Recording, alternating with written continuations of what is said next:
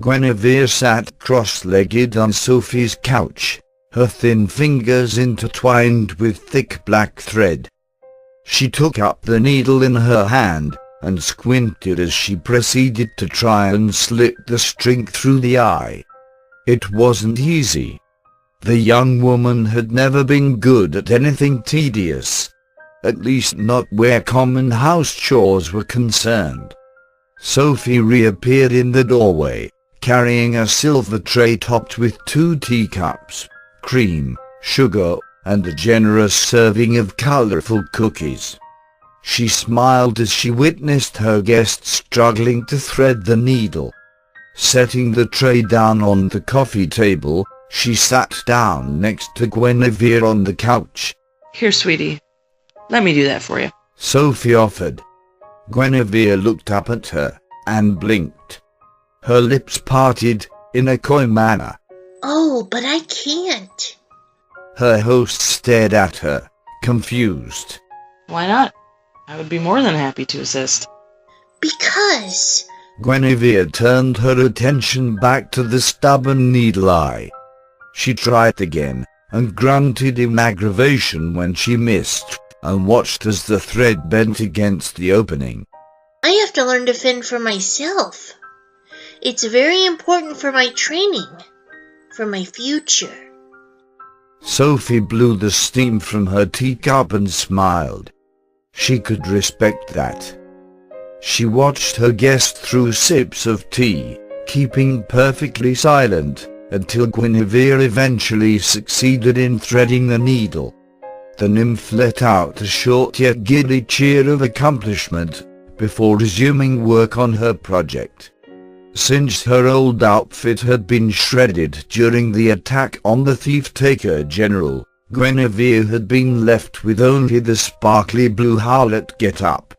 Since such an ostentatious color was impractical, and downright dangerous in her new line of work, Sophie had offered to help Guinevere create a new apprentice ensemble. After almost 2 weeks, it was nearly complete. Just in time for her first test mission. As she began to sew, Sophie piped up again. "Guinevere, I've been meaning to ask you, what are your plans?" "Whatever do you mean?" The young woman looked up, temporarily distracted by the question. "Well..." Sophie bit her bottom lip. She didn't want to be rude, or too nosy. But nevertheless, she was concerned over the welfare of this little creature. It worried her that Guinevere had taken such a quick shining to the 2 men. While she knew and approved of both Garrett and Barsault, they didn't strike her as the sort of people such an innocent young woman should be spending constant time with. Maybe if Guinevere had grown up with a sense of what she was truly involved in, or what the danger really was. But for such an innocent girl to want to devote herself to a life of crime, simply out of a loyal devotion. "Guinevere, what are your plans for the future? After you stop being Garrett's apprentice, you must have some idea as to what you wish to do with your life next, right?" "My... life?" Guinevere dropped the needle, and her eyes suddenly grew very wide. The lustrous sparks of gold shimmered in their bath of forest green and ivy. Ever since Simmons had found her, ever since she had forgotten the ways of the pagan and learned the etiquette of an upper-crust lady, ever since then, Guinevere had felt dead inside. She had unwittingly blocked the traumas into a numbing haze. Never once had Guinevere Simmons pondered her life. She existed, but she did not live. She had never even felt life until coming to this dead corner of the city. Until Garrett had stolen any and all doubt from her mind. "I want to make this city a better place, Sophie. That's what I want to do." "It's very admirable of you, Guinevere. But how is this thieving going to help you accomplish this?" Well, Guinevere reached for a cookie. I want to give what I steal to people who need it. I don't think it's fair for some people to be rich while others starve and die. I think that everyone should have an equal amount. She grinned innocently. Yes, that would be nice. Sophie finished her tea. But Guinevere, you do realize that such notions are impossible, correct? Why? Because, sweetie, people can be... well, they can be very greedy. Even if you did help the poor, it would eventually backfire on you. There's an old saying, give a beggar $1,000,000 gold and he'll buy food until he's full. But then he'll soon discover that bread isn't the only thing for sale. Sophie wisely explained. Guinevere's posture slumped. But surely not everyone is like that. There are good people in this world who wouldn't take advantage of me like that. Well, of course there are. But that's the problem. You don't know who's good and who's not. You never know. People can't be trusted, Guinevere.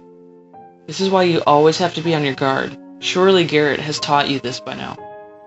Yeah, he has. Guinevere shut her eyes, recalling how her mentor had always warned her to avoid outsiders, and to only speak to those he deemed trustworthy. Her mind began to wander to the mysterious young man from the forest. How he had gifted her with food and kindness for absolutely nothing in return. If people were greedy and untrustworthy, why had he done that? Sophie bent down and retrieved the needle and material from the floor. She began to sew, humming to herself for a moment. I'm not trying to change your mind, honey. I just want you to make an informed decision. There's a whole world out there for you to explore and learn from. Only a fool would settle for the first opportunity presented. I suppose. Guinevere took a questioning sniff of her tea before drinking. She wasn't used to drinking anything other than water. Taking a quick sip, she made a face at the bitter taste. Noticing this, Sophie giggled. Here, this will make it taste better. She handed Guinevere the sugar bowl. Guinevere took a moment to study the dainty china bowl, before clutching it with both hands.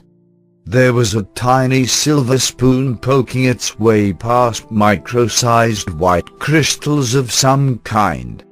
Intrigued, the nymph scooped up a large spoonful and sifted it into her cup. She tasted the tea again. Her pupils dilated as the sweetened herbal tea hit her tongue. Her lips parted, and her mouth gaped in wonder. Then she smiled, feeling as though her mouth were filled with carefree happiness. Guinevere couldn't possibly hope to describe this new sensation. So much had been kept from her, even the simple taste of sugar that most would take for granted was new and exciting. You're right! She laughed, still holding the sugar bowl in one hand. She sat her teacup back down on the tray, causing it to rattle. This time, Guinevere boldly took a spoonful of the sugar and deposited it directly into her mouth. Sophie couldn't help but smile at this. When her brother had told her that Guinevere was of noble bearings, truth be told, she had expected a spoiled, refined brat. Not the naive, gleeful forest nymph that was Guinevere. She watched her guest eagerly devour the sugar until the entire bowl was empty. My Guinevere, if I didn't know any better, I'd think you'd never had sugar before. She joked. Guinevere locked eyes with her, allowing her host to see the over-exuberance budding within. I haven't! This stuff is wonderful! I can't get enough! It's amazing! She exclaimed. Standing from the couch, the nymph began to spontaneously dance about.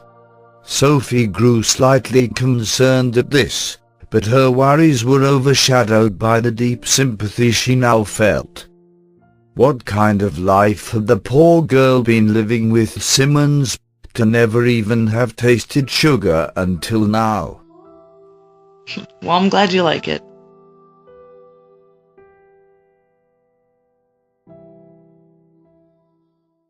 Garrett positioned his pry bar and gently began to work it up under the sealed window ledge. The wood moaned and squeaked as the window gradually began to open. Replacing his tool, the thief looked over his shoulder once, before dropping into the darkened room. The stillness within was almost disturbing. His sources told him that this home wasn't abandoned. And yet, the furniture within was covered and dusty. Dead rats lay strewn in the corners, some eaten upon by an unknown predator. Garrett began to silently make his way around the naturally lit bedroom, his body stiff with tension, yet prepared for anything that might leap out of the shadows. Bessa wasn't kidding, he murmured to himself after carefully finding his first clue. A filthy bird cage was swaying to the side in the corner of the room, and beyond that was a very detailed painting of a garden. The thief approached the work of art, slipping in between the cage and several stacked wooden chairs. The foul stench of death hit his nostrils. Thinking it was a dead bird still trapped within the cage, Garrett took a peek between the rusty bars. But save for some dried bird droppings and rancid seed, nothing was inside. Slightly unsettled, the thief shook off his concerns, concluding that it could just as easily be a rat that had crawled between the walls of the house to die.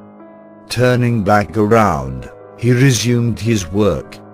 Running his hands and fingers around the tarnished golden frame, Garrett found and pressed a concealed switch, and the painting slid away to reveal a locked safe.